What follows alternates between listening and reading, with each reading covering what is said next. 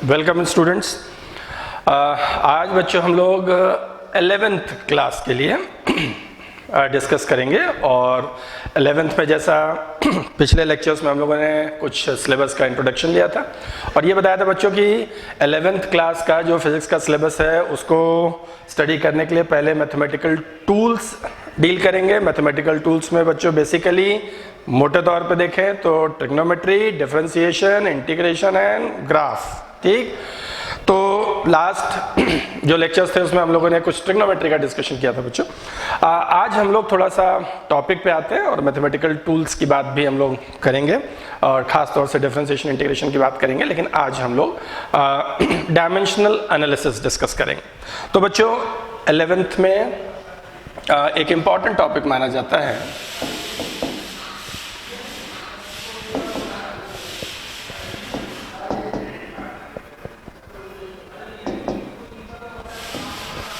Dimensional analysis. तो बच्चों थोड़ा सा मैं आपको बता दूं कि जैसे ही आप 11th में फिजिक्स का टॉपिक स्टार्ट करेंगे तो यूनिट एंड मेजरमेंट, उसी के साथ डायमेंशंस की बात आती है, एरर एनालिसिस है। ठीक, ये पहला सेक्शन, पहला चैप्टर है हमारा। और पहला फिजिक्स में सबसे पहले ये चैप्टर क्यों रखा गया, तो ये चैप्टर मेजरमेंट की बात, जब आप किसी फिजिकल क्वांटिटी की बात करते हैं, फिजिक्स पढ़ते समय बच्चों बहुत सारी क्वांटिटीज आप यूज करते हैं। तो फिजिक्स पढ़ते समय जैसे mass, length, time, velocity, acceleration, force, momentum, temperature, current, charge, etcetera etcetera, ऐसे बहुत सारी चीजें आप यूज करते हैं। तो बच्चों जिन क्वांटिटीज को आप फिजिक्स पढ़ते समय यूज करते हैं उनको हम लोग फिजिकल क्वांटिटीज बोलते हैं।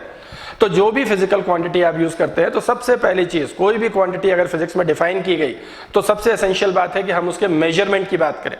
तो बच्चों इसके बारे में सबसे पहले लॉर्ड केल्विन ने बताया, और लॉर्ड केल्विन ने यह बताया कि अगर आप फिजिक्स में कोई भी क्वांटिटी डिफाइन करते हैं तो सबसे इंपॉर्टेंट बात है कि उसे नंबर्स में मेजर करिए। और जब तक आप नंबर्स में मेजर नहीं करते किसी चीज को, इसका मतलब उस क्वांटिटी के बारे में आपकी इंफॉर्मेशन प्रॉपर नहीं है। तो इसीलिए बच्चों पहले यूनिट एंड मेजरमेंट आता है कि अगर आप मास की बात कर रहे हैं तो ऑब्वियसली जैसे मास को आप केजीज में, ग्राम्स में, पाउंड में आप मेजर करते हैं।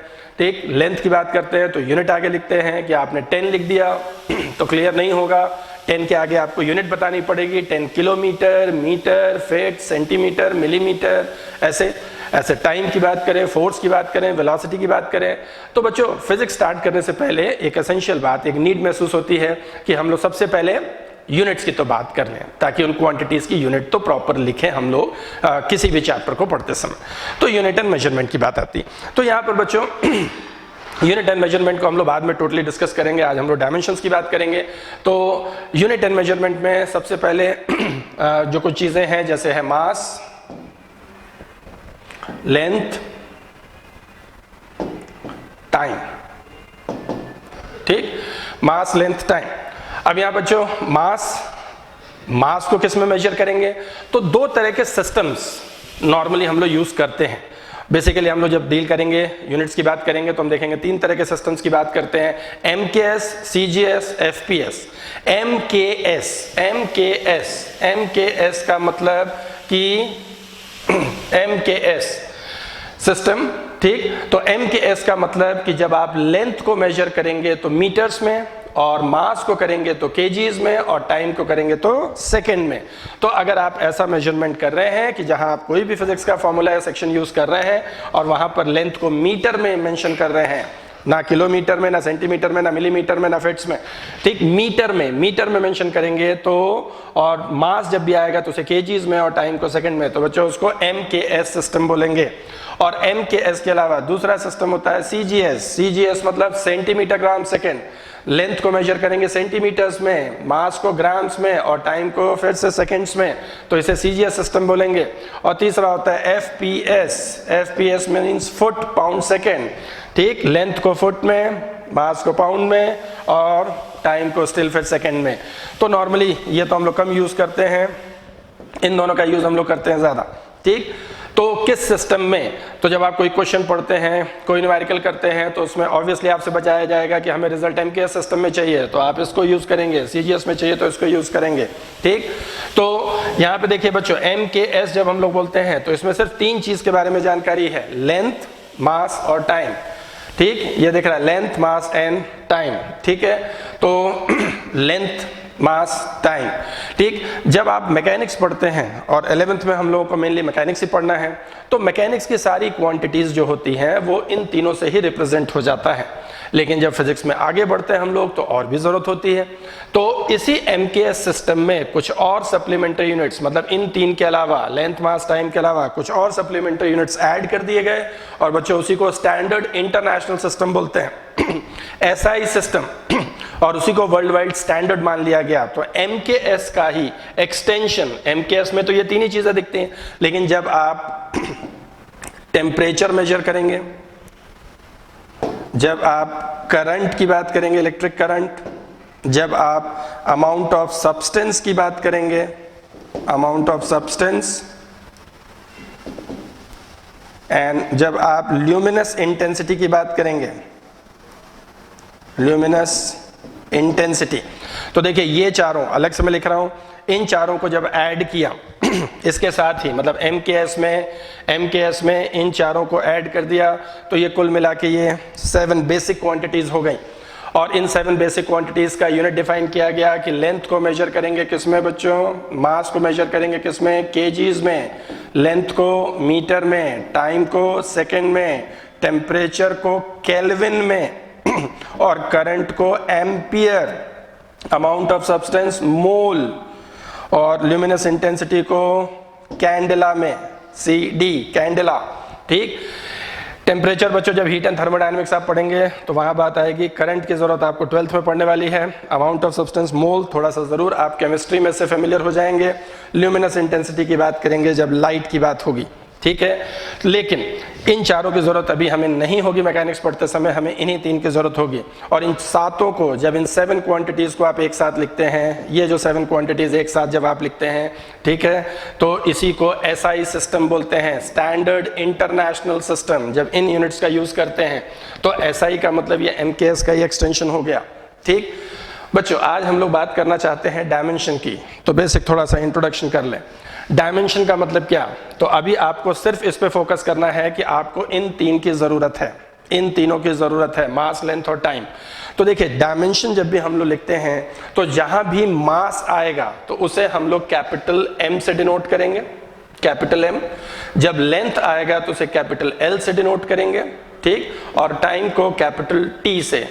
इनकी जरूरत आगे, उसके बारे में हम लोग बाद में बात करेंगे, अभी उस पर टेंशन लेने की जरूरत नहीं है। इन तीन पे फोकस करिए, MLT, ठीक। और इनको जब यूज करते हैं, टेम्परेचर को केल्विन में, करंट, तो वो हम आगे बात करेंगे। अभी बेसिक मैकेनिक्स में इन्हीं की जरूरत है, MLT। तो ये बच्चों बेसिक क्वांटिटीज हैं। बात आती है डायमेंशन की।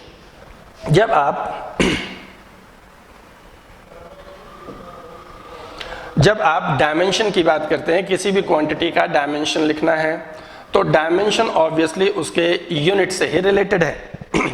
अगर आप किसी फिजिकल क्वांटिटी का यूनिट जानते हैं तो आप उसके डायमेंशन को मेंशन कर सकते हैं, या आप डायमेंशन उसका जानते हैं तो आप उसके यूनिट लिख सकते हैं, ठीक है।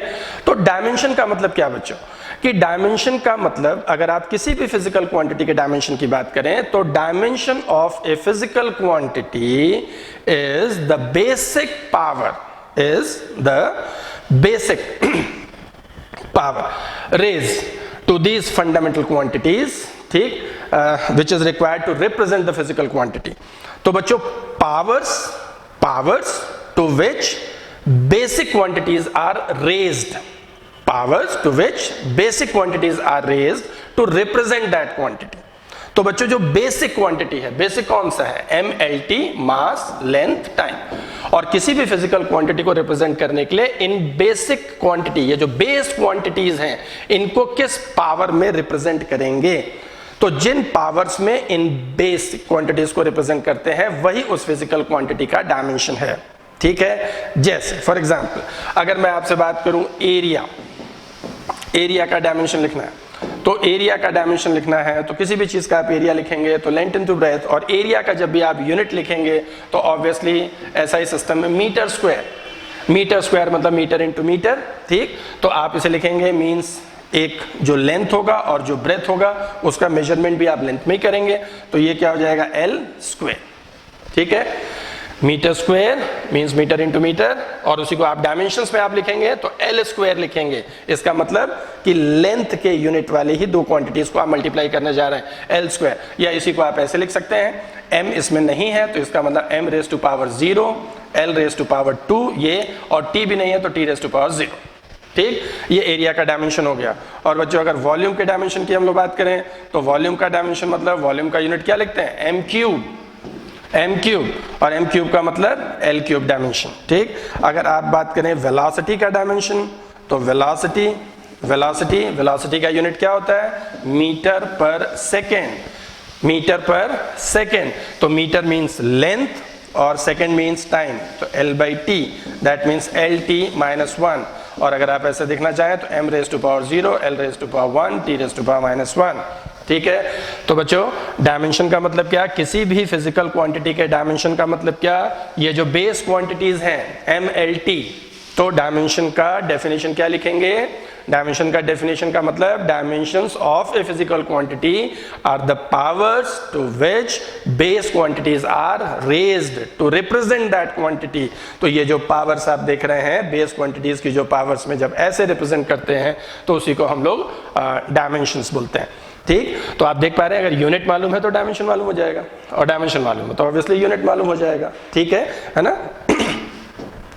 हाँ, जैसे अगर बात करें एक्सेलरेशन का डायमेंशन क्या होगा, तो ऑब्वियसली एक्सेलरेशन का यूनिट क्या होता है, मीटर पर सेकंड स्क्वायर, और मीटर पर सेकंड स्क्वायर मतलब L/T square that means LT - 2।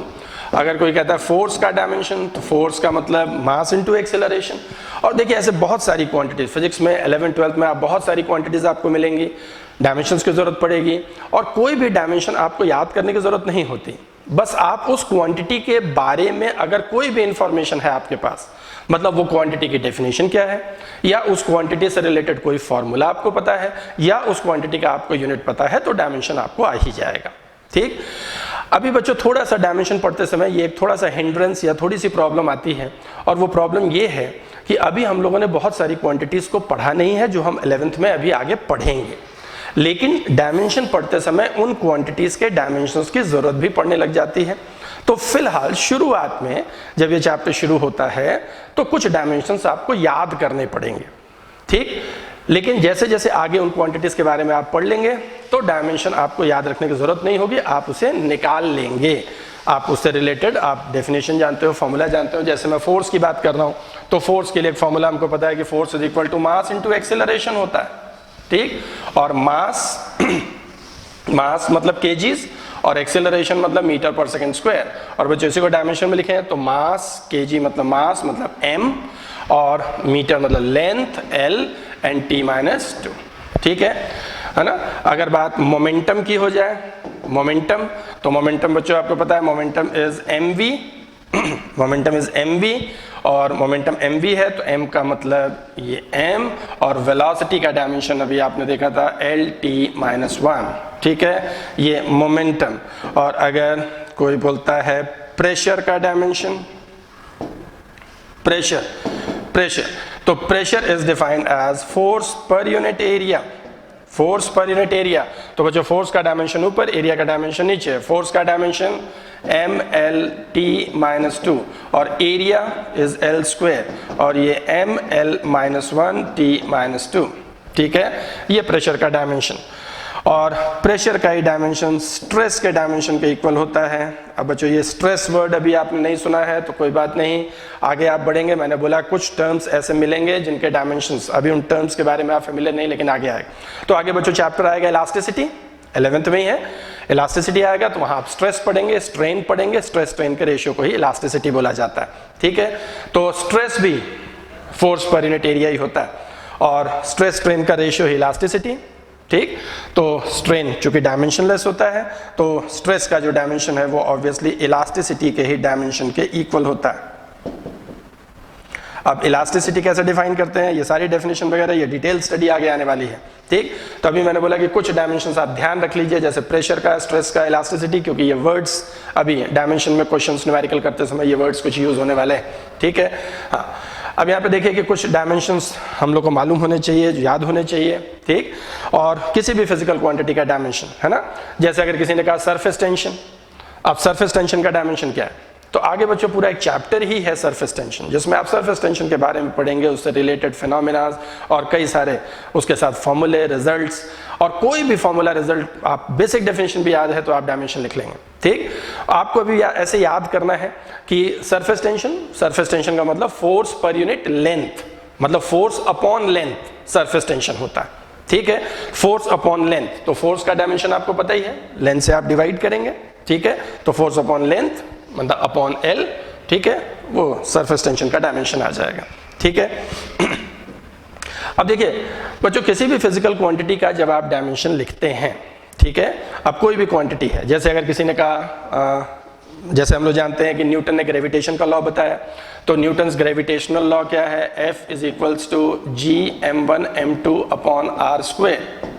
ठीक, न्यूटन ने ये बताया कि यूनिवर्स में कोई भी दो मासेस अगर m1 m2 हैं और अगर they are separated by distance r, तो इनके बीच में ग्रेविटेशनल फोर्स काम करेगा, और वो ग्रेविटेशनल फोर्स ऐसा होता है, इसको यूनिवर्सल ग्रेविटेशनल कांस्टेंट बोला जाता है। अब कोई पूछे कि इस यूनिवर्सल ग्रेविटेशनल कांस्टेंट का डायमेंशन क्या होगा, यूनिवर्सल ग्रेविटेशनल कांस्टेंट का डायमेंशन क्या होगा। बच्चों आगे ग्रेविटेशन चैप्टर भी है जिसमें आप शुरुआत यहीं से करेंगे। ठीक ठीक, तो अब जी क्या पूछ लिया, तो अगर आप जानते हैं जी कहाँ यूज होता है तो आप आसानी से डायमेंशन बता लेंगे। जैसे जी का डायमेंशन चाहिए, ठीक, तो जी का डायमेंशन क्या होगा, यहाँ पे देखिए, मतलब dimension means f into R square upon m1 m2, इसका डायमेंशन, यहाँ से g अलग कर लिया है, आर स्क्वायर इधर चला गया, m1 m2 इधर, और यहाँ देखिए फोर्स का डायमेंशन क्या बताया था, mlt minus 2, mass into acceleration, distance means l square, और ये मास मतलब kg में, और मास मतलब मास और ये m स्क्वायर। ठीक है, और इसका डायमेंशन आप लिखेंगे तो m minus 1 l cube and t minus 2। ठीक है, ये डायमेंशन यूनिवर्सल ग्रेविटेशनल कांस्टेंट का डायमेंशन। ठीक है, ऐसे बच्चों अगर कोई भी कांस्टेंट आता है, ठीक, या कोई भी क्वांटिटी दिखती है और उसका डायमेंशन आपको चाहिए, तो आप इस तरह से इजीली निकाल सकते हैं। ठीक है, चलिए, तो अभी हम इस पे नहीं जा रहे हैं, कौन कौन सी क्वांटिटीज हैं, ढेर सारी। अभी मैंने बस एक बेसिक आइडिया दिया कि किसी भी फिजिकल क्वांटिटी का आपको डायमेंशन लिखना है तो आप उसका डायमेंशन लिख सकते हैं। अब बच्चों यहाँ पर, और ये मैंने बताया कि डायमेंशन को अभी रटने पे बहुत ज़्यादा एनर्जी वेस्ट नहीं करनी है। ठीक, वो तो अपने आप ही आपको चैप्टर्स पढ़ते समय आ जाएगा डायमेंशन।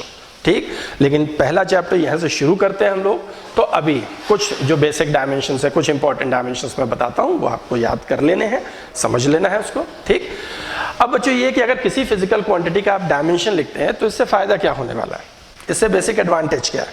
ठीक, तो एडवांटेजेस ऑफ डायमेंशनल एनालिसिस या यूजेस ऑफ डायमेंशनल एनालिसिस, क्यों डायमेंशंस लिखते हैं, डायमेंशन लिखने से क्या फायदा है।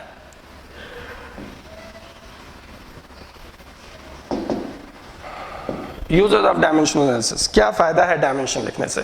तो बच्चों 3 यूजेस हैं, और ये हमेशा ही आपसे क्वेश्चन 11th में जब आप शुरू करेंगे तो आप इसी से सबसे पहले आप इसी सिचुएशन से, डायमेंशन से यूज्ड टू होंगे, और इस पे क्वेश्चंस हमेशा आपसे पूछे जाते हैं।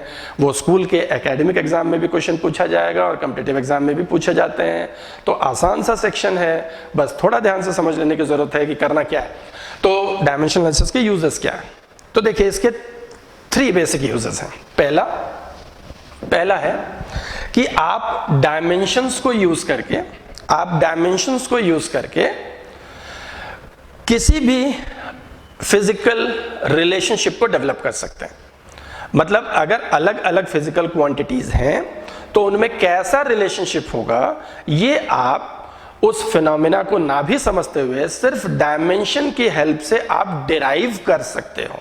यानी फिजिक्स का कोई भी फॉर्मूला, जो भी आप फॉर्मूला फिजिक्स में यूज कर देंगे, पढ़ेंगे, आगे उनको डिराइव करेंगे। ठीक, उनको डिराइव करेंगे आप उन फिनोमेना के हिसाब से। लेकिन अगर आप डायमेंशंस को जानते हैं तो डायमेंशंस की हेल्प से आप किसी भी फिजिक्स के फॉर्मूले को आप डिराइव कर सकते हैं। ठीक है, कैसे डिराइव कर सकते हैं अभी मैं उस पर आता हूं। तो पहला यूजेस ऑफ डायमेंशनल एनालिसिस क्या है, to derive physical equation.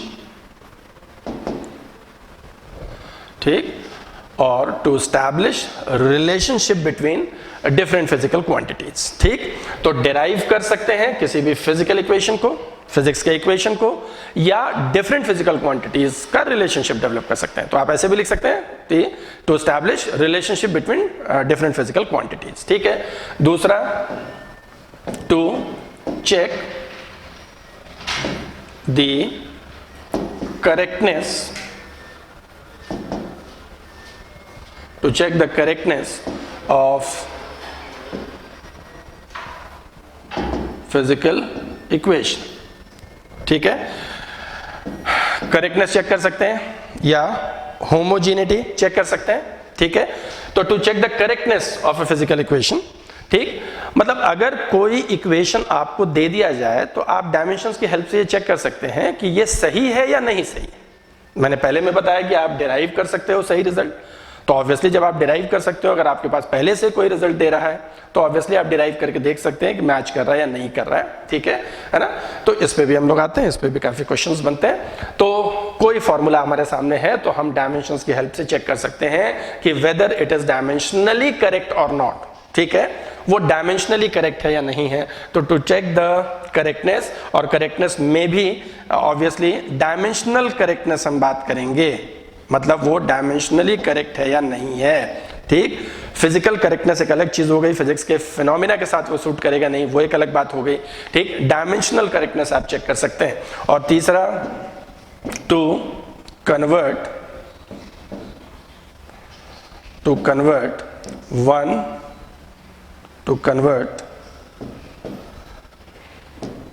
Unit from one system to another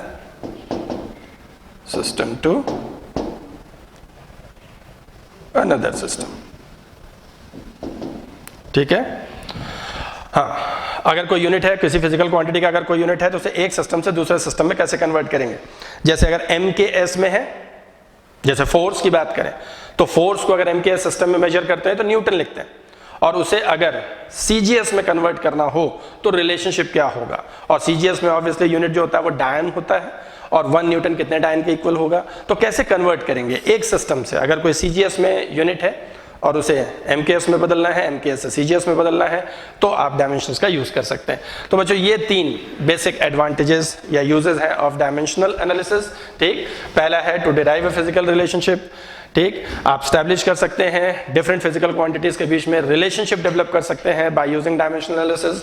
दूसरा है to check the correctness of a physical equation, कि अगर कोई फॉर्मूला आपको गिवन है तो आप उसकी करेक्टनेस को चेक कर सकते हैं कि whether that physical quantity is dimensionally correct और नॉट। बच्चों मैं डायमेंशनली बोल रहा हूँ, ठीक, डायमेंशनली करेक्ट और नॉट। ठीक, दूसरा to convert unit from one system to another system. ठीक, एक सिस्टम से दूसरे सिस्टम में कन्वर्जन किया जा सकता है यूनिट का। ठीक, ये 3 बेसिक एडवांटेजेस हैं, और आज हम लोग इस पहले पे डिस्कस करेंगे to derive a physical equation. देखिए, अब इसके पीछे बेसिक आइडिया क्या है।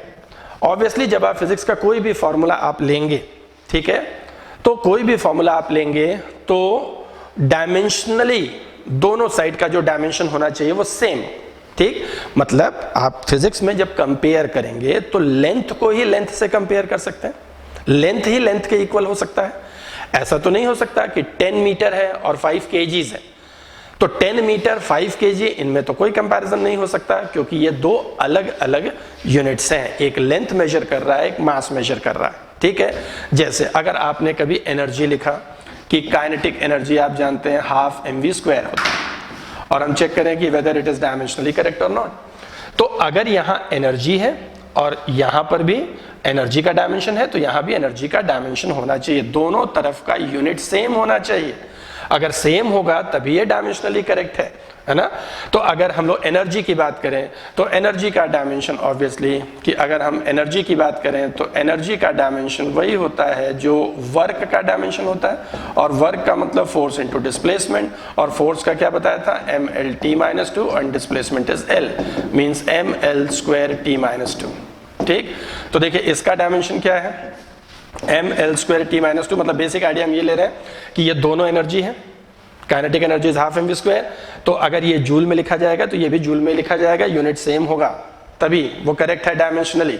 ऐसा नहीं हो सकता यहाँ जूल हो और वहाँ कुछ और हो जाए, वहाँ मीटर केजी है ना, या न्यूटन डायन ऐसा कुछ हो जाए। एनर्जी के ही इक्वल होगा।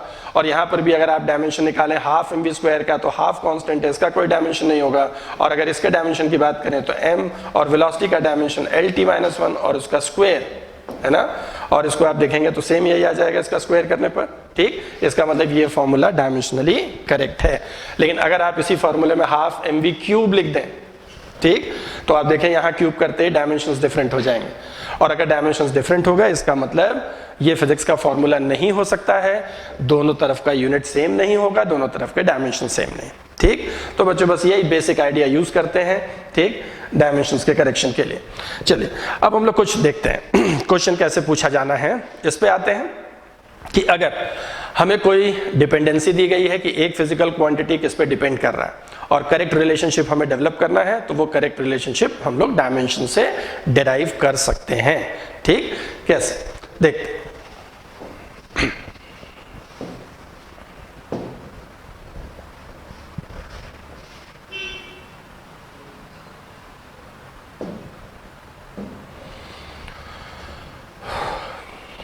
चलिए अब बच्चों देखिए पहला क्वेश्चन, थोड़ा क्वेश्चंस पे ध्यान देना है कि क्वेश्चंस का जो पैटर्न है ना, उसको कैसे डील करना है। तो पहला यूज या पहले एडवांटेज की बात कर रहे हैं डायमेंशनल एनालिसिस की, और पहला एडवांटेज ये कहता है कि हम फिजिक्स के फॉर्मूले को डिराइव कर सकते हैं डायमेंशंस की हेल्प से। चलिए पहला क्वेश्चन देखिए। अब क्वेश्चन देखिए सिमिलर ही रहता है, बस थोड़ी लैंग्वेज बदलती जाती है ना, और थोड़ा सा पूछने का जो ढंग है वो, लेकिन करना क्या है, थोड़ा लैंग्वेजेस पे भी जाना है क्वेश्चन के। कई बार आता हुआ क्वेश्चन भी लैंग्वेज नहीं पकड़ पाने की वजह से गड़बड़ होता है। तो पहला क्वेश्चन क्या है, consider a simple pendulum. Simple pendulum से सभी लोग फेमिलियर हैं। एक स्ट्रिंग लेंगे, उसके नीचे एक बॉब लटका देंगे और उसको जब आप खींच के छोड़ेंगे तो वो ऑसिलेट करता है। ठीक, इसी को बच्चों सिंपल पेंडुलम बोलते हैं। तो consider simple pendulum having a bob attached to a string that oscillates under the action of force of gravity. Suppose that the period of oscillation of the simple pendulum depends on length, mass of the bob, acceleration due to gravity. Derive expression for its time period using method of dimensions. तो ये कह रहे हैं एक simple pendulum है, और वो simple pendulum, उस सिंपल पेंडुलम का जो टाइम पीरियड है, टाइम पीरियड किस पे डिपेंड कर रहा है, लेंथ पे, मास पे and acceleration due to gravity. इन तीन चीजों पे डिपेंड कर रहा है। तो बच्चों पहले क्वेश्चन का जो पैटर्न होगा वो बिल्कुल ऐसा ही होगा कि एक फिजिकल क्वांटिटी कुछ क्वांटिटीज पे डिपेंड कर रहा होगा, ऐसा दिया जाएगा, और रिलेशनशिप पूछा जाएगा कि करेक्ट फॉर्मूला बताइए क्या है। तो यहां क्या कह रहे हैं कि जो टाइम पीरियड है टाइम पीरियड है, ये पीरियड, टाइम पीरियड, वो डिपेंड किस पे कर रहा है बच्चों, ये देखना है, length, mass of the bob and acceleration due to gravity. इन तीन चीजों पे डिपेंड कर रहा है। ठीक, तो करेक्ट फॉर्मूला क्या होगा, derive the expression for its time period using the method of dimensions. अब देखिए बच्चों सिंपल पेंडुलम की जब आप बात करेंगे तो ये आगे हम लोग पढ़ेंगे ड्यूरिंग ऑसिलेशंस। जब सिंपल हार्मोनिक मोशन पढ़ेंगे तो वहां बॉब को खींचेंगे, उसके ऑसिलेशन का टाइम पीरियड एसएचएम की तरह से, सिंपल हार्मोनिक मोशन की तरह से उसको डिराइव करेंगे फॉर्मूले को। लेकिन वो उस चैप्टर में, अभी एसएचएम हमने नहीं पढ़ा, ऑसिलेशन के बारे में कोई इंफॉर्मेशन नहीं है, लेकिन बिना उसके भी हम डायमेंशन की हेल्प से भी सही फॉर्मूले तक पहुंच सकते हैं। ये डायमेंशन का एक बेसिक एडवांटेज है। तो कैसे पहुंच सकते हैं, जरा इस पे हम लोग ध्यान देंगे।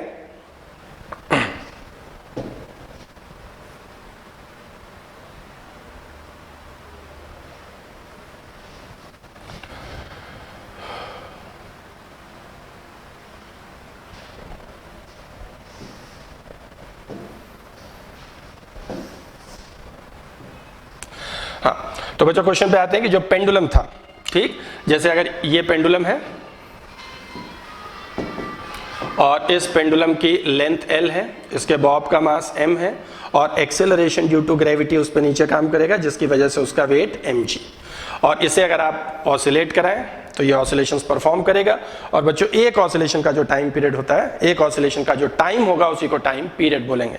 ठीक, टाइम पीरियड का मतलब time taken to complete one oscillation. अब बच्चों डायमेंशन का क्वेश्चन करते समय बहुत ज्यादा फिनोमिना में नहीं जाना है कि हम उसको नहीं समझते हैं, फिनोमिना को कुछ नई टर्मिनोलॉजी यूज कर दी। बस आपको फिजिकल क्वांटिटीज को पहचानना है कि कौन सी फिजिकल क्वांटिटी किस पे डिपेंड कर रही है। ठीक, और सिर्फ डायमेंशन से उसके रिजल्ट को डिराइव कर देना है। फिनोमेना अभी आपको फिजिक्स के एक्सप्रेशन या फिजिक्स के रूल्स या फिजिक्स के फिनोमेना को समझने की जरूरत नहीं है। आगे पूरे सिलेबस में जब आप चैप्टर वाइज पढ़ेंगे तो उसको फिनोमेना के हिसाब से डिराइव करेंगे कि कॉन्सेप्ट क्या है और कॉन्सेप्ट के हिसाब से उसका डेरिवेशन क्या है, वो एक अलग चीज है जो आप चैप्टर के साथ पढ़ेंगे। लेकिन डायमेंशन पूरे फिजिक्स के सिलेबस के हर फॉर्मूले को डिराइव कर सकता है। ठीक, हम भले उस फिनोमेना को नहीं समझ रहे हैं। अब देखिए ये पेंडुलम आप पढ़ेंगे एसएचएम में, 11th में हमारे सिलेबस में है, और सिंपल पेंडुलम हम लोग ऑसिलेशन पढ़ते समय उसका डेरिवेशन करेंगे। लेकिन यहाँ भी हम पेंडुलम नहीं जानते, डेरिवेशन नहीं जानते, बस हम इतना जानते हैं कि हमारे क्वेश्चन में जो दिया, वही मैंने बोला कि सिर्फ डायमेंशन फोकस करना है। और आपको ध्यान क्या देना है कि ये कह रहे हैं इसका टाइम पीरियड, टाइम पीरियड को मान लीजिए मैं टी से डिनोट कर रहा हूँ, और टाइम पीरियड डिपेंड कर रहा है। बस बच्चों ध्यान से देखिए, इसमें कुछ खास नहीं, एकदम सिंपल सॉल्व करते चले जाना है और हमेशा इस पे क्वेश्चन मिलेगा आपको सॉल्व करने के लिए। तो टाइम पीरियड डिपेंड कर रहा है किस पे बच्चों, किस पे डिपेंड कर रहा है? Length, mass and G. तो mass, length and acceleration due to gravity. तो बच्चों इस क्वेश्चन में हमारे काम का मतलब क्या है, आपको सिर्फ कौन सी फिजिकल क्वांटिटी किन पे डिपेंड कर रहा है, बस क्वेश्चन में सिर्फ इतनी इंफॉर्मेशन निकाल लीजिए। ठीक, और उसके बाद आगे बढ़ जाइए, फिनोमेना से कोई मतलब नहीं है, सिर्फ डायमेंशंस पे आइए। अब देखिए ये डिपेंड कर रहा है इसमें। अब बच्चों टाइम पीरियड मास पे डिपेंड कर रहा है, लेकिन मास पे कैसे डिपेंड कर रहा है? मास बढ़ने पे बढ़ जाएगा, कम हो जाएगा। ठीक, डायरेक्टली प्रोपोर्शनल, इनवर्सली प्रोपोर्शनल, कैसा हमें नहीं पता। लेंथ पे डिपेंड कर रहा है, कैसे कर रहा है हमें नहीं पता, तो हम चले ऐसे मान लेंगे। फिर जैसे ये डिपेंड कर रहा है इस पे, तो अगला स्टेप ये कि time period is directly proportional to, ऐसा मान लेते हैं, m raise to power a, l raise to power b and g raise to power c। देखिए m पे डिपेंड तो कर रहा है, लेकिन कैसे? m डबल करने पर टाइम पीरियड कितना हो जाएगा हमें नहीं पता। हो सकता है m डबल करने पर वो 4 गुना 6 गुना हो बढ़ जाए या कम हो जाए, हमें नहीं पता। तो हमने मान लिया कि मान लीजिए m का पावर कितना है a, l का पावर b, g का पावर c। ठीक है, और यही ABC हमें सॉल्व करने हैं, और ABC सॉल्व करके हमको फॉर्मूला लिख देना है। ठीक, तो यहां पर देखिए क्या करेंगे कि t इज इक्वल्स टू, ठीक, और ये प्रोपोर्शनैलिटी जब भी हटाते हैं तो एक प्रोपोर्शनैलिटी कांस्टेंट लगा दिया जाएगा। प्रोपोर्शनैलिटी जब भी रिमूव करेंगे तो एक proportionality constant, m raise to power a, l raise to power b and g raise to power c। ठीक, और जब भी प्रोपोर्शनैलिटी हटा के कांस्टेंट लगाएंगे तो प्रोपोर्शनैलिटी कांस्टेंट ये हमेशा डायमेंशन लेस होगा, मतलब इसका कोई डायमेंशन नहीं होगा। ठीक है, इसका कोई डायमेंशन नहीं, इसलिए इसको लेके टेंशन लेने की जरूरत नहीं है। ठीक, अब ये देखिए, अगर ये फिजिक्स का फॉर्मूला ऐसे अगर करेक्ट है तो लेफ्ट हैंड साइड का डायमेंशन और राइट हैंड साइड का डायमेंशन बिल्कुल सेम होना चाहिए। अभी मैंने बताया कि दो चीजें तभी इक्वल होंगी जब दोनों के यूनिट या डायमेंशन सेम होंगे। तो चलिए, टाइम का डायमेंशन ऑब्वियसली t होगा, दोनों के डायमेंशन इक्वेट कर रहा हूं, इसका कोई डायमेंशन नहीं होगा। मास का डायमेंशन m और पावर कितना है a, लेंथ l से पावर b, और g बच्चों क्या है? Acceleration due to gravity. Acceleration है वो। अब एक्सेलरेशन किसी की वजह से हो, ग्रेविटी की वजह से हो, जो भी हो, एक्सेलरेशन का डायमेंशन एक्सेलरेशन का ही होगा। ऐसे बच्चों जैसे मैंने फोर्स का डायमेंशन बताया, तो फोर्स कोई सा भी हो, कोई सा भी फोर्स हो, ठीक, electrostatic force, gravitational force, frictional force, tension, reaction, force है, इसका मतलब उसका डायमेंशन फोर्स का ही डायमेंशन होगा। ठीक, एनर्जी का डायमेंशन मैंने बताया, एनर्जी कोई सी भी हो, kinetic energy, potential energy, pressure की वजह से एनर्जी, ठीक, किसी भी तरह, केमिकल एनर्जी, इलेक्ट्रोस्टैटिक एनर्जी, कोई भी एनर्जी, एनर्जी का डायमेंशन एनर्जी का ही होगा। ठीक है, वेलोसिटी वर्ड कहीं आता है तो वेलोसिटी का डायमेंशन वही, कई बार होगा क्रिटिकल वेलोसिटी, टर्मिनल वेलोसिटी, ये सब हम लोग आगे सीखेंगे। लेकिन अगर वेलोसिटी लिखा है तो उसका डायमेंशन वही है। ठीक है, हाँ, अब यहाँ पे देखिए g मतलब ये एक्सेलरेशन, एक्सेलरेशन का dimension lt minus 1, lt minus 2 metre per second square, metre per second square unit होता था एक्सेलरेशन का, तो lt माइनस 2 और पावर c। ठीक है, ये आ गया। ठीक है, अब देखिए क्या करना है, इसको आप ऐसे लिख सकते हैं, t है, m l नहीं है तो m रेज टू पावर 0 होगा, l raise to power 0 and t raise to power 1। ठीक, ऐसे लिख सकते हैं इसको। यहाँ देखो बच्चों, m और l नहीं है तो m raise to power 0, l raise to power t raise to power 1। यहाँ पे देखिए m सिर्फ यही है तो m raise to power a। l की बात करें, l raise to power b है और यहाँ l raise to power c है, तो L raise to power B plus C, ठीक है, ये दोनों एक साथ कर लिया L वाला, L का पावर B, L का पावर C दोनों मल्टीप्लाई होगा, बेस सेम है, पावर ऐड हो जाएगा, and T raise to power minus 2C, ठीक है, इतना आ गया। अब यहाँ पे देखिए अगर ये दोनों डायमेंशन सेम होंगे तो जो m का पावर होगा वो यहाँ m के पावर के इक्वल होगा, और L का पावर L के पावर के इक्वल होगा, और T का पावर T के पावर के इक्वल होगा, ठीक है। तो बस हर बार यही करना है, डिपेंडेंसी देखनी है, पावर ABC कुछ मान लेना है, ठीक, दोनों तरफ के डायमेंशंस को इक्वेट करना है, और हर बार आपको 3 इक्वेशन मिलेंगे, m की पावर को m की पावर कंपेयर करने से, l का l की पावर कंपेयर करने से, और t का t की पावर को कंपेयर करने से। और यहाँ देखिए अगर मैं तीनों को कंपेयर करूं तो a इज इक्वल्स टू 0 आ रहा है, m की पावर 0, m का पावर a, और यहाँ से देखो b plus c is equals to 0, यहाँ b plus c is equals to 0 and minus 2c is equals to 1। तो c यहाँ से दिख रहा है बच्चों साफ साफ कि c is equal to minus 1/2, ठीक, और c माइनस 1/2 हो गया तो b की वैल्यू 1/2 हो जाएगी, यहाँ से दिख रहा है c माइनस 1/2 तो b 1/2।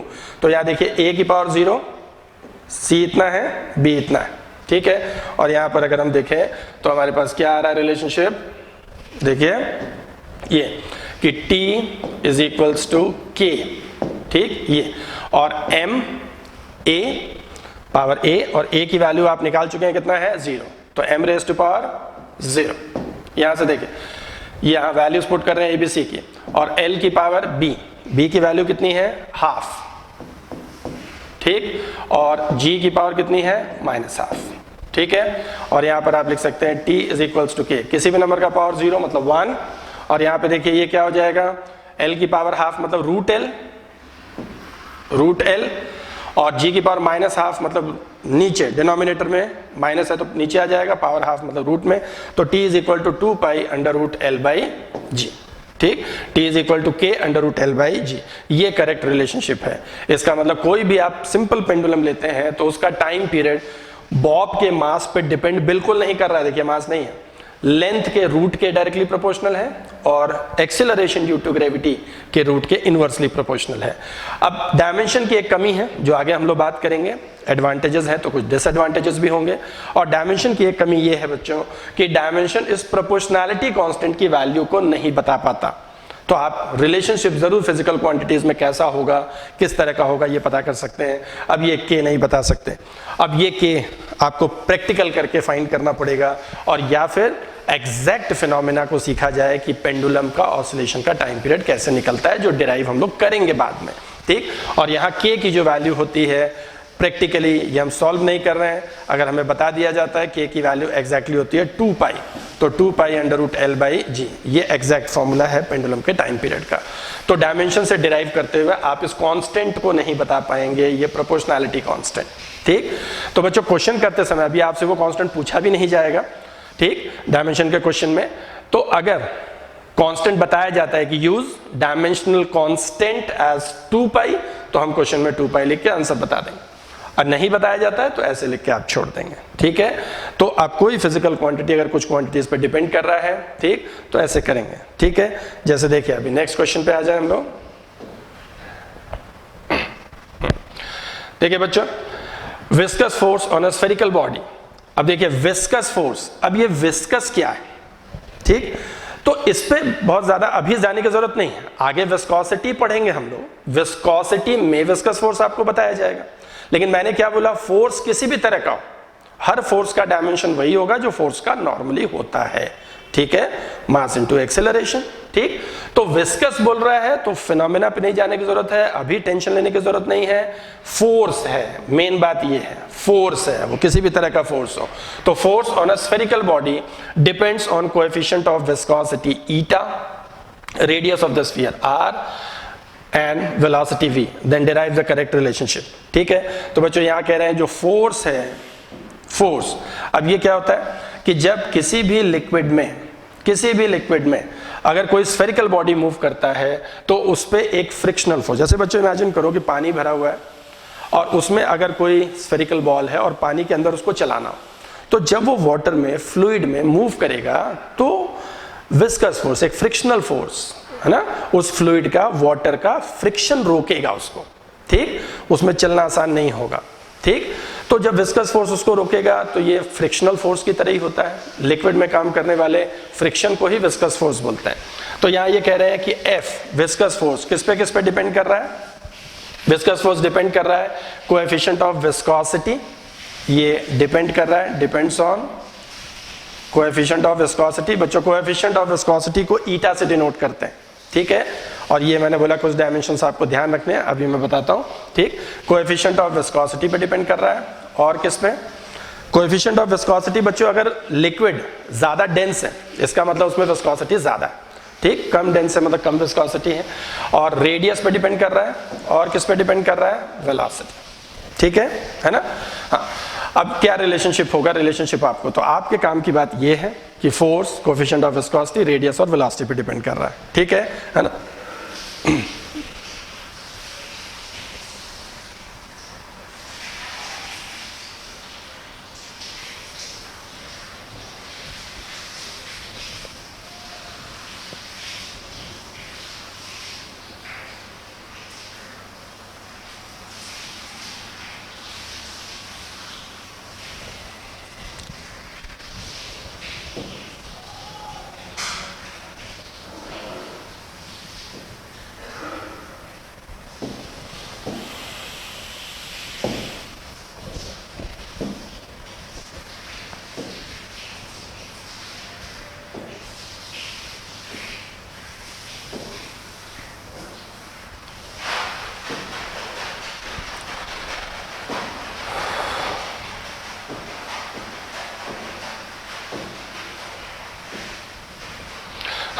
तो बच्चों जैसे कुछ डायमेंशंस ये आप याद करें, जैसे वॉल्यूम का है L3, अभी क्वेश्चन पे हम लोग आते हैं।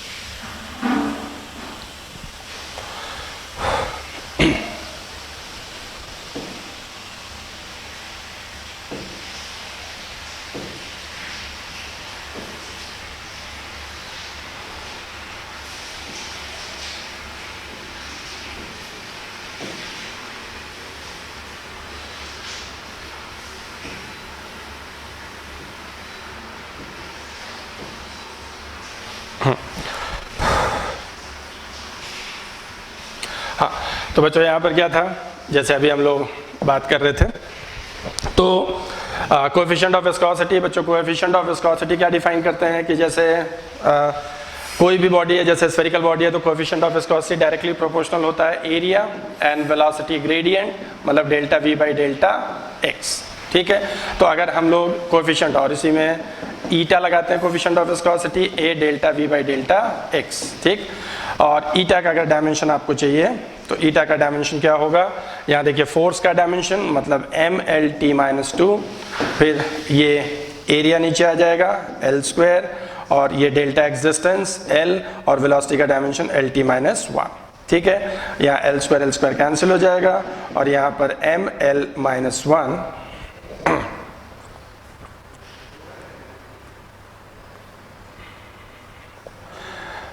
डेल्टा एक्स एरिया और वेलोसिटी एल टी माइनस 1, ठीक है। ये ठीक, तो यहाँ पर क्या हो जाएगा M L minus 1 T minus 1, ठीक है। हाँ, तो यहाँ बच्चों फिलहाल आपको कोएफिशिएंट ऑफ विस्कोसिटी का डायमेंशन याद कर लेना है, ठीक है, कि M L minus 1 T minus 1, ठीक है। ये अभी फिलहाल याद कर लेना है, इस पे क्वेश्चन ज्यादा पूछे जाते हैं। तो अभी मैं तो ये बता रहा हूँ, अभी जब से आगे हम लोग पढ़ेंगे विस्कोसिटी तो वहां बताएंगे कि विस्कस फोर्स किस पे डिपेंड करता है, एरिया ऑफ क्रॉस सेक्शन, और किसी भी चीज के चेंज को जब डिस्टेंस से डिवाइड करते हैं तो उसको ग्रेडियंट बोलते हैं। वेलोसिटी ग्रेडियंट पे डिपेंड करता है, delta we by delta x, ठीक। तो यह ईटा, तो ईटा की वैल्यू जरा आप याद रखेंगे M L minus 1 T minus 1, ठीक है।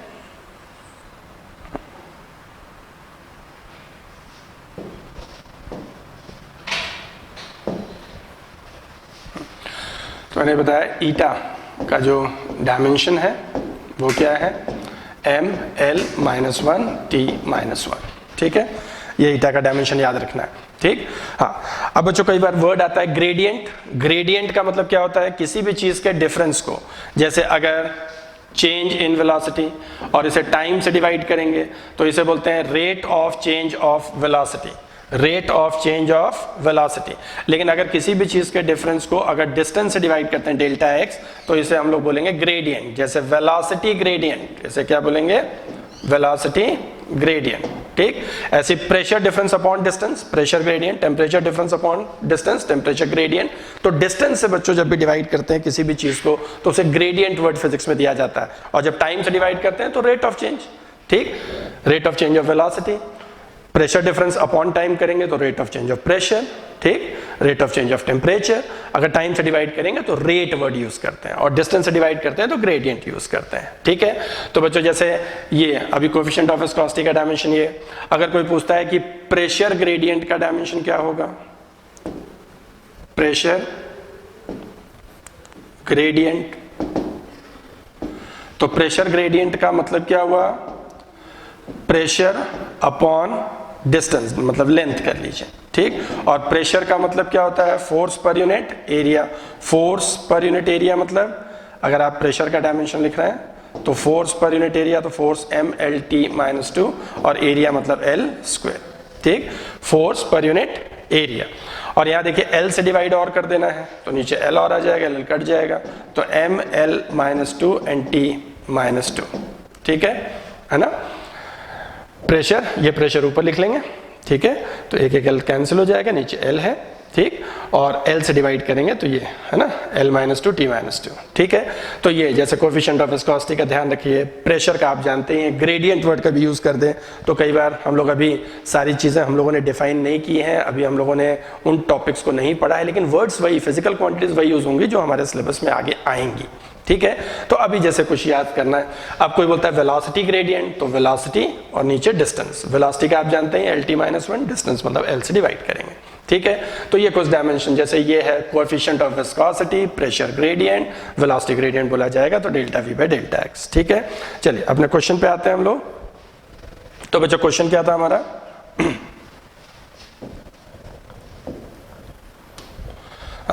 क्वेश्चन क्या था कि जो विस्कस फोर्स था F, जो विस्कस फोर्स था F, ये डिपेंड कर रहा था किस पे?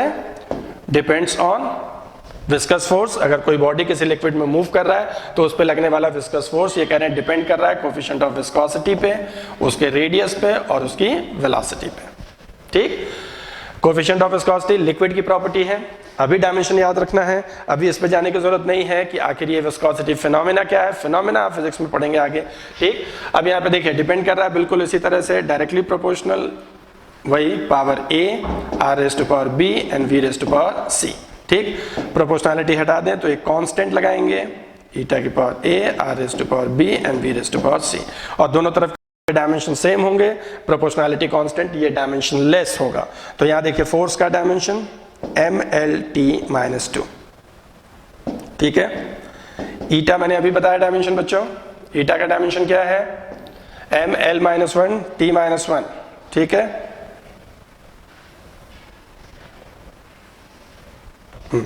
तो यहां लिख लेंगे mL-1 T-1, और पावर कितना बच्चों एज्यूम किया है? A। ठीक, R क्या है? Radius of the sphere, radius means L, power B, और वेलोसिटी LT-1, पावर C। ठीक है, और यहां पर इसको आप ऐसे लिख सकते हैं mLT-2 is equals to m की पावर, देखिए सिर्फ m यहां इसमें नहीं है तो A। ठीक, L को देखो, यहां से पावर कितना आएगा?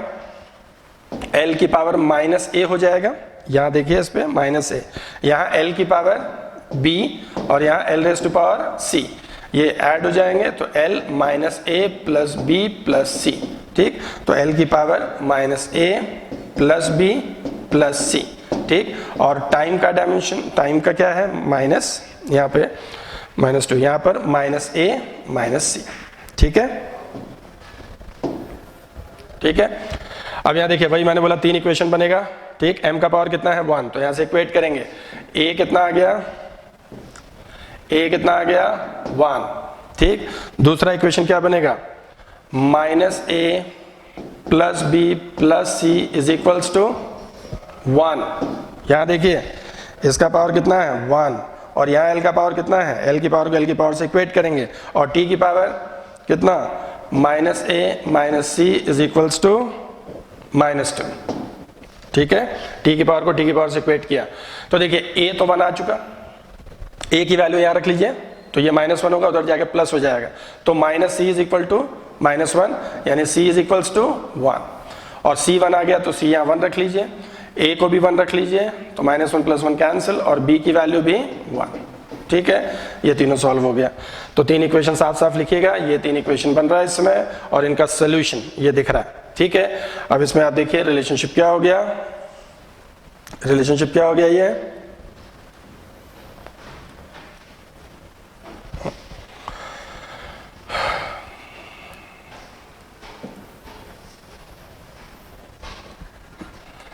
यहां पे देखिए इनको अगर पुट कर दें यहाँ तो f is equals to proportionality constant k, और ये ईटा की पावर कितनी हो गई 1 r⁻1 एंड v⁻1, ठीक है, तो यानी f is equals to k eta r v, ये रिलेशनशिप हुआ। और यही बच्चों आगे इसी को स्टोक्स लॉ बोला जाता है, और यही जब हम लोग विस्कोसिटी पढ़ेंगे तो स्टोक्स लॉ डिराइव भी करेंगे। और यहाँ ये जो प्रोपोर्शनैलिटी कांस्टेंट होता है स्टोक्स लॉ में वो 6 पाई होता है, ठीक, ये डायमेंशन नहीं बता सकता, और अभी अगर क्वेश्चन में बताया जाए कि डायमेंशनल कांस्टेंट 6 पाई है तो आप इसे लिख सकते हैं 6 पाई ईटा r v, ठीक, इसी फॉर्मूले को स्टोक्स फॉर्मूला बोला जाता है जो आप फ्लूइड में डिफाइन करेंगे, ठीक।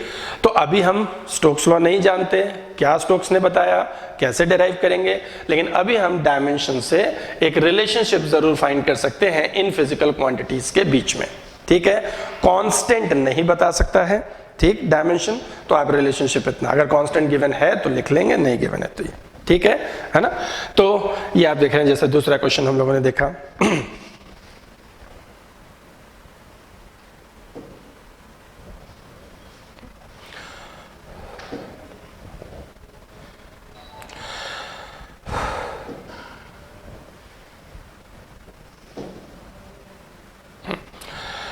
अभी बच्चों जैसे अगला क्वेश्चन है, volume of liquid flowing out per second through a pipe of length L and radius r depends on the pressure gradient, coefficient of viscosity and radius r, then deduce correct relation, ठीक है।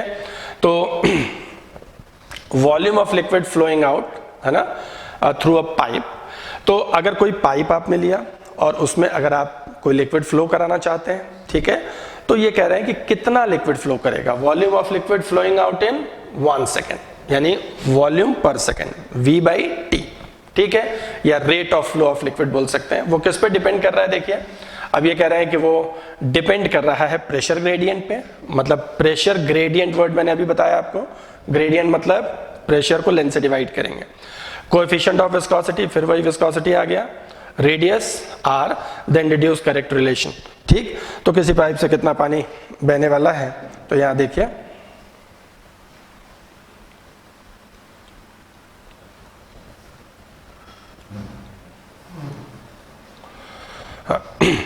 तो यहां देखिए ये कह रहे हैं, मैं बता दूं एग्जैक्टली वो कह क्या रहा है क्वेश्चन में, लेकिन डायमेंशन के क्वेश्चंस में आपको बहुत मैंने बताया कि फिजिकल फिनोमेना पे जाने की जरूरत नहीं। अब क्वेश्चन में ये कह रहा है कि अगर कोई पाइप है, जैसे ये कोई पाइप है और इस पाइप में कोई लिक्विड फ्लो कर रहा है, ठीक, और इस पाइप का रेडियस कितना है r, लेंथ कितना है l। अब देखिए किसी भी पाइप में लिक्विड फ्लो करेगा तो लिक्विड हमेशा high pressure to low pressure, और बच्चों नेचर में हर चीज, आगे पढ़ेंगे आप, नेचर में हर चीज हाई से लो ही जाएगा। जैसे करंट फ्लो करता है from high potential to low potential, heat flow करता है from high temperature to low temperature, fluid flow करता है, लिक्विड फ्लो करता है from high pressure to low pressure, ठीक है। तो अगर यहाँ का प्रेशर अगर मान लीजिए कितना है P1 और इधर का प्रेशर कितना है P2, तो pressure difference P1 minus P2, इसी को हम P लिख रहे हैं, ठीक, और प्रेशर डिफरेंस को लेंथ से डिवाइड करेंगे तो वो प्रेशर ग्रेडियंट P/L, इसी को बच्चों प्रेशर ग्रेडियंट बोलेंगे, यही प्रेशर ग्रेडियंट, ठीक है ना। और जो लिक्विड फ्लो कर रहा है उसका नेचर कैसा है, ठीक, भाई लिक्विड के नेचर पे भी डिपेंड करेगा बच्चों। अगर किसी पाइप से आप वाटर फ्लो कराना चाहते हैं, है ना, तो आसानी से फ्लो करेगा, लेकिन अगर उसी पाइप से अगर आप सोचिए कि आप शहद फ्लो कराना चाहते हैं, है नहीं, अब शहद फ्लो कराएंगे तो ऑब्वियसली बात है कि वो ज्यादा गाढ़ा है, मुश्किल से फ्लो करेगा। तो बच्चों ज्यादा गाढ़ा है मतलब विस्कोसिटी ज्यादा है, वो ज्यादा विस्कस फ्लूइड है ना। तो कौन सा लिक्विड फ्लो कर रहा है ये विस्कोसिटी बताएगा। ठीक, अब इन्होंने बताया कि पाइप से जो पानी फ्लो करेगा, ठीक, कितना वॉल्यूम इस पाइप से निकलेगा, ठीक, वो किस पे डिपेंड करेगा। तो इसका मतलब वॉल्यूम ऑफ द लिक्विड मान लीजिए V से डिनोट करूं, और volume of the liquid flowing in 1 second बोल रहा है, पर सेकेंड, तो पर सेकेंड मतलब टाइम से डिवाइड कर दीजिए। ठीक, तो वॉल्यूम ऑफ लिक्विड पर सेकेंड हो गया। और ये बच्चों डिपेंड कर रहा है किस पे, डिपेंड किस पे कर रहा है, प्रेशर ग्रेडियंट मतलब P/L। दूसरा किस पे, कोफिशिएंट ऑफ विस्कोसिटी। तीसरा रेडियस मतलब इस पाइप का रेडियस, ऑब्वियसली रेडियस ज्यादा होगा ज्यादा पानी जाएगा। ठीक, तो क्या रिलेशनशिप होगा इसमें, ठीक है, ये हम लोग डिराइव करना चाहते हैं इस पर्टिकुलर क्वेश्चन में। तो बच्चों ऐसे ही कुछ फिनोमेना दिया जाएगा, तो कुछ बेसिक डायमेंशंस आपको याद रखने हैं। ठीक, और वो बेसिक डायमेंशंस आपको लगा कि तरीका हर क्वेश्चन में वैसा ही है। बस थोड़ी सी टेक्निकल प्रॉब्लम यही आ सकती है कि शुरू में अभी हम लोगों ने फिजिकल क्वांटिटीज नहीं पढ़ी, तो कुछ डायमेंशंस को लेकर थोड़ी बहुत दिक्कत हो, तो अभी तो याद ही कर लेना है, बाकी आगे वो डायमेंशंस आपको याद करने की जरूरत नहीं, आप अपने आप ही सीख जाएंगे। चलिए इसी को मैं आगे सॉल्व कर देता हूं, क्या रिलेशन आने वाला है। ठीक है,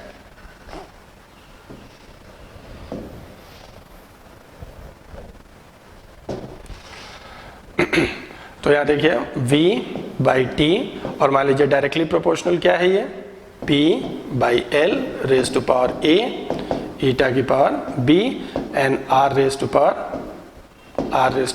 C। ठीक है ना। और यहाँ पर देखिए डायमेंशन दोनों तरफ के, वॉल्यूम का डायमेंशन L, नीचे टाइम है तो T-1, ठीक, इज इक्वल्स टू कांस्टेंट के लगाएंगे, उसका कोई डायमेंशन नहीं। प्रेशर ग्रेडियंट बच्चों, प्रेशर ग्रेडियंट अभी मैंने बताया था, प्रेशर ग्रेडियंट का डायमेंशन मतलब P/L, और P/L का मतलब mL⁻² एंड T-2। ठीक है, तो यहाँ पे यूज कर लीजिए सीधे प्रेशर ग्रेडियंट को।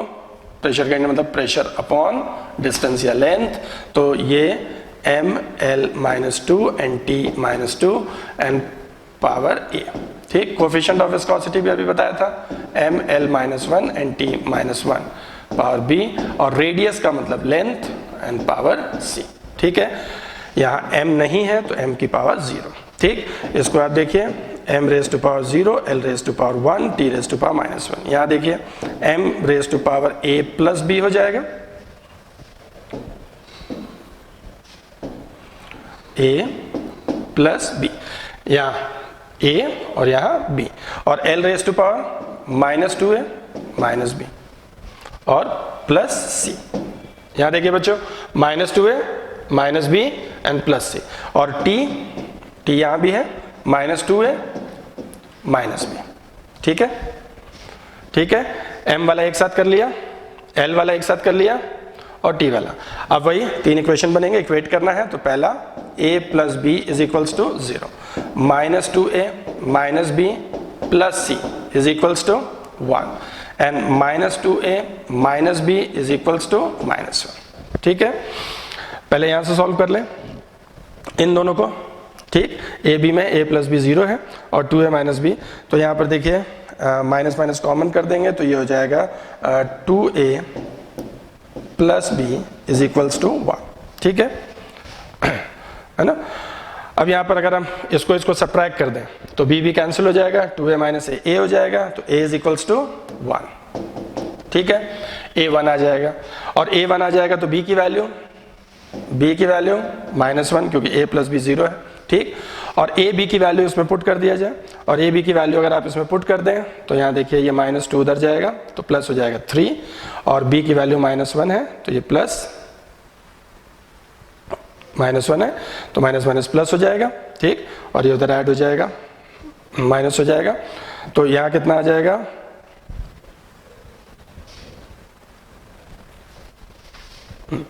तो बच्चों c की वैल्यू कितनी आ जाएगी यहाँ से, ये -2a, और ये -2a मतलब माइनस प्लस हो जाएगा, तो यहाँ 3, और यहाँ पर -b। ठीक, तो माइनस माइनस माइनस प्लस और वहाँ जाएगा, तो यहाँ से c की वैल्यू आप कैलकुलेट कर लेंगे, तो ये बच्चों कितना आ जाएगा, और इसको आप जैसे सॉल्व करेंगे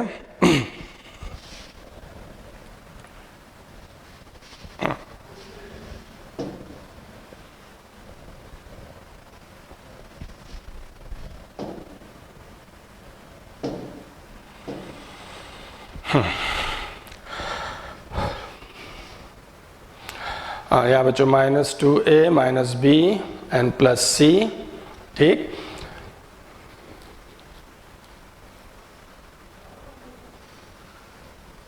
हाँ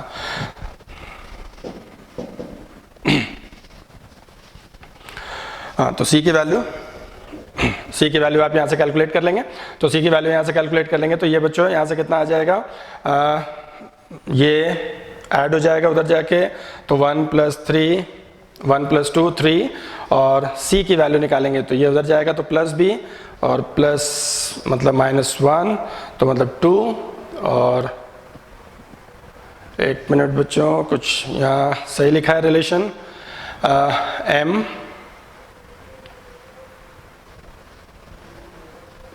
अच्छा ये थोड़ा सा एरर हो गया।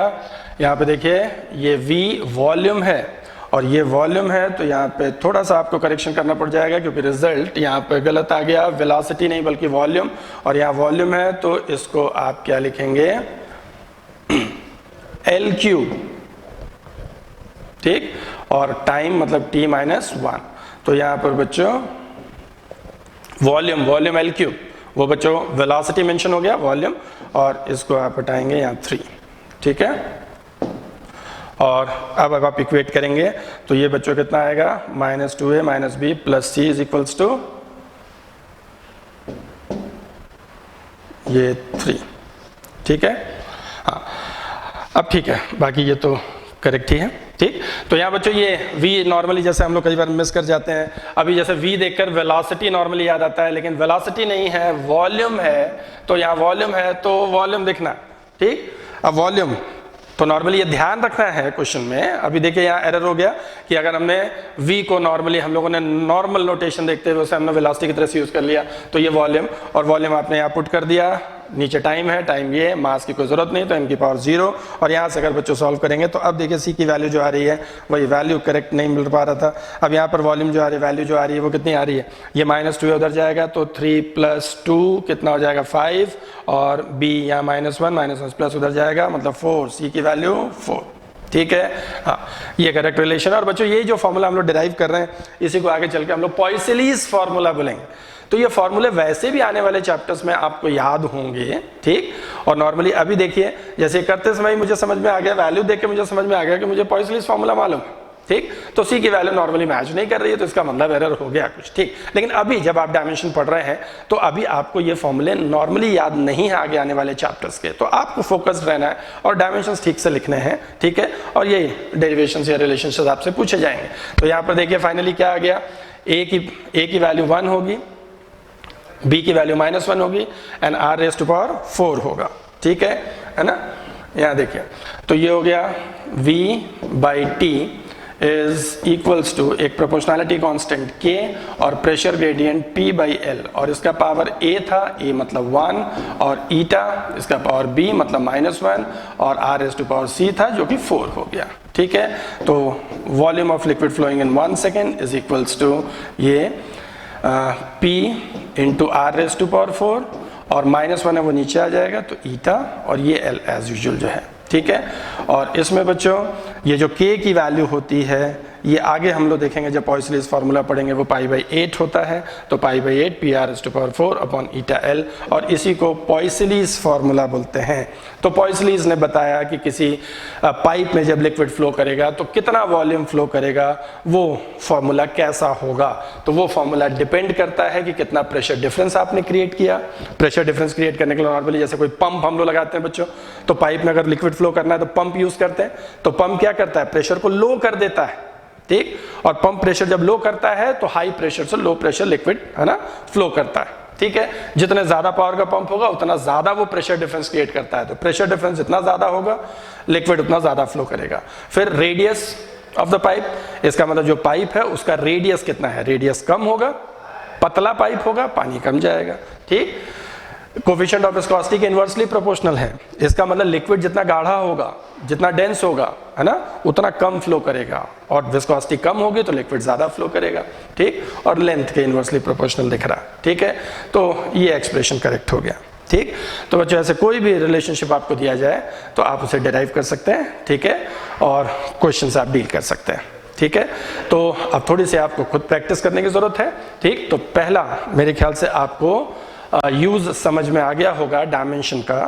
ठीक, तो डायमेंशंस में कुछ बेसिक, और केवल अभी आप बच्चों बुक्स वगैरह में देखेंगे तो बहुत सारी डायमेंशन फिजिकल क्वांटिटीज के डायमेंशंस दिए गए होंगे, लेकिन वो बहुत सारे आपको याद नहीं करने हैं। आपको कुछ डायमेंशंस याद करने हैं। ठीक, जैसे एरिया हो गया, वॉल्यूम हो गया, वेलोसिटी हो गया, एक्सेलरेशन हो गया, फोर्स हो गया, मोमेंटम हो गया, इम्पल्स हो गया, और प्रेशर हो गया, स्ट्रेस, प्रेशर स्ट्रेस एक ही होता है, velocity gradient, pressure gradient, coefficient of viscosity, और सरफेस टेंशन अगर जरूरत पड़ती है तो फोर्स पर यूनिट लेंथ होता है बच्चों सरफेस टेंशन। ठीक, सरफेस टेंशन, ठीक है, इतना याद रख लेना है। ठीक, और फ्रीक्वेंसी का, फ्रीक्वेंसी मतलब रेसिप्रोकल ऑफ टाइम पीरियड, तो t-1। ठीक, इतना आपको याद रखना है, मैकेनिक्स वाला सिर्फ। ठीक, और बाकी जिसमें टेम्परेचर यूज हो रहा हो, करंट यूज हो रहा हो, तो वो सब अभी आपको जरूरत नहीं है, वो 12th में करंट पढ़ते समय क्वांटिटीज के डायमेंशंस आप 12th में पढ़ेंगे। ठीक, हीट पढ़ते समय कुछ डायमेंशंस आपको हीट से रिलेटेड क्वांटिटीज के बताए जाएंगे जिसमें टेम्परेचर यूटिलाइज होगा। अभी सिर्फ MLT और उतने ही डायमेंशंस आपको याद कर लेने हैं। ठीक, और उन्हें डायमेंशंस पे आपको क्वेश्चंस को डील करना है बच्चों। ठीक है, तो अब आपको बस क्वेश्चंस लेने हैं और डिराइव करना है by the use of dimensions. ठीक है बच्चों, अब नेक्स्ट लेक्चर में हम लोग आगे डिस्कस करेंगे और डायमेंशन के सेकंड यूज की तरफ बढ़ेंगे, जिसमें हम किसी इक्वेशन की करेक्टनेस को चेक कर सकते हैं। ठीक, फिर थर्ड एप्लीकेशन पे आएंगे। Thank you.